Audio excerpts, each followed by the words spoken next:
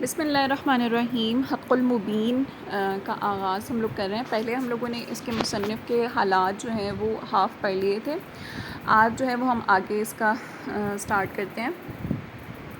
حق المبین کے جو مصنف تھے، جو ہم لوگوں نے پڑھا تھا، سید احمد سعید شاہ صاحب، ان کے بارے میں آپ لوگوں نے انوار العلوم کے قیام تک پڑھا تھا۔ آگے ہم تحریک پاکستان پڑھیں گے کہ پاکستان کی جو تحریکیں تھیں ان میں بھی آپ نے جو ہے وہ بہت زیادہ نمایاں کردار ادا کیے تھے کہ حضرت علامہ کاظمی نے برصغیر کی تقسیم اور مسلمانوں کے لیے علیحدہ مملکت کے قیام کے لیے گراں خدمات سر انجام دی ہیں۔ قیام پاکستان کی توثیق کے لیے، یعنی اس کے وثق کے لیے، بنارس سنی کانفرنس میں بھی آپ نے بھرپور شرکت کی۔ بنارس یہ انڈیا کا ایک علاقہ ہے، ٹھیک ہے، جبکہ کانگریسی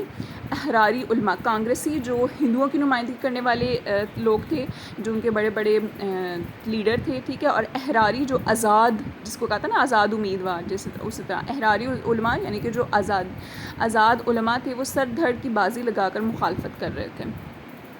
احراری سے مراد جو ہے وہ آزادی کی حصول کی کوشش والے جو ہیں وہ علماء بھی مراد ہو سکتے ہیں، ٹھیک ہے۔ جمعیت علماء پاکستان کی بنیاد پھر آپ نے رکھی کہ 1948 میں، یعنی پاکستان بننے کے ایک سال کے بعد، آپ نے علماء مشائخ کا عظیم الشان کنونشن منعقد کر کے جمعیت علماء پاکستان کی بنیاد ڈالی، یعنی علماء کی جو ایک بڑی جماعت بنی تھی نا، وہ اس میں پاکستان میں، جس میں غازی کشمیر مولانا ابو الحسنات سید محمد احمد قادری صاحب کو صدر اور حضرت علامہ کاظمی کو ناظم اعلیٰ مقرر کیا گیا تھا، اسی علماء کی جو بڑی کمیٹی تھی نا اس کا۔ پھر اسلامیہ یونیورسٹی بہاولپور میں آپ آئے۔ محکمہ اوقاف کو جامعہ اسلامیہ کے شعبہ حدیث کے لیے بلند پایا محقق ماہر حدیث کی ضرورت تھی، تو محکمہ نے اس منصب کے لیے درخواست کی، اہل سنت کی نمائندگی اور ملک کی ضرورت کی خاطر آپ نے پھر یہ عہدہ جو ہے وہ قبول کر لیا۔ پھر 1963 میں جامعہ اسلامیہ میں شعبہ حدیث کے سربراہ کی حیثیت سے کام کیا۔ تحریک ختم نبوت جو ہے اس میں بھی آپ نے بہت زیادہ اہم کردار ادا کیا کہ 1953 میں ملتان سنی کانفرنس میں جمعیت علماء پاکستان کے ساتھ دینی فقہی امور کی بجا آوری کے لیے ایک غیر سیاسی تنظیم، یعنی سیاست کی نہیں تھی، وہ الگ سے تھی، جماعت اہل سنت کا قیام عمل میں لایا گیا۔ حضرت علامہ کاظمی لاکھوں کے اجتماع میں جو ہے وہ اس کے صدر منتخب ہوئے۔ پھر آپ نے یہ جو تنظیم المدارس، جس بورڈ سے ہم پیپر دیتے ہیں، یہ اس کا بھی قیام جو ہے وہ انہوں نے ہی کیا تھا، ٹھیک ہے، انہوں نے قائم کی تھی۔ مدارس درس نظامی کی اصلاح و تنظیم کے لیے آپ نے تنظیم المدارس اہل سنت پاکستان کی بنیاد رکھی، جس کے آپ صدر تھے۔ خلاصہ یہ ہے کہ حضرت نے 60 سال علوم دنیا کی خدمت سر انجام دی، یعنی اتنی ساری ہائیڈنگز میں آپ دیکھیں کہ 60 سال تک آپ کی جو عمر رہی ہے،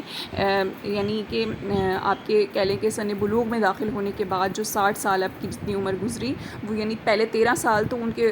بچپنے ہیں نا، اس کے بعد جتنے بھی گزرے انہوں نے ساری کی ساری دین کی خدمت کے لیے اپنی زندگی کو وقف کیا۔ اب آپ کی جو تصانیف ہیں، آپ کی تصانیف میں سے مقالات کاظمی کے نام سے 3 جلدیں شائع ہو چکی ہیں: البیان ترجمہ قرآن مجید، تسکین الخواطر فی مسئلہ الحاضر والناظر، اور تسبیح الرحمن عن الکذب والنقصان۔ اس کے علاوہ درود تاج پر اعتراضات کے جو جوابات ہیں وہ بھی آپ نے دیے ہیں۔ التبیان تفسیر القرآن ہے، مقالات کاظمی، رسائل کاظمی، معراج النبی، میلاد النبی اور حق المبین مشہور و عام ہیں۔ یعنی یہ جو ساری آپ کی تصانیف ہیں نا، یہ بہت زیادہ مشہور ہیں، اور یہ کتب جو ہیں وہ ساری کی ساری شائع ہو چکی ہیں، یعنی کتابی شکل میں سامنے آ چکی ہیں۔ آپ کا وصال جو ہے وہ 73 سال کی عمر میں 25 رمضان المبارک کو 1406 ہجری میں روزہ افطار کرنے کے بعد دائی اجل کو آپ نے لبیک کہا اور مالک حقیقی سے جا ملے۔ ملتان کے وسیع سپورٹس گراؤنڈ میں نماز جنازہ آپ کی ہوئی، جس میں لاکھوں افراد نے شرکت کی۔ مرکزی عیدگاہ ملتان میں آپ مدفون ہوئے، یعنی جو ملتان کی جو مین مرکزی بڑی عیدگاہ شریف ہے نا، وہاں پر آپ کو دفن کیا گیا، اور آپ کا مزار جو پر انوار ہے وہ بھی تکمیل کے مراحل میں، یعنی ابھی اس کو مزید جو ہے نا وہ کمپلیٹ کیا جا رہا ہے، اس کی تعمیر کا کام ابھی جاری ہے۔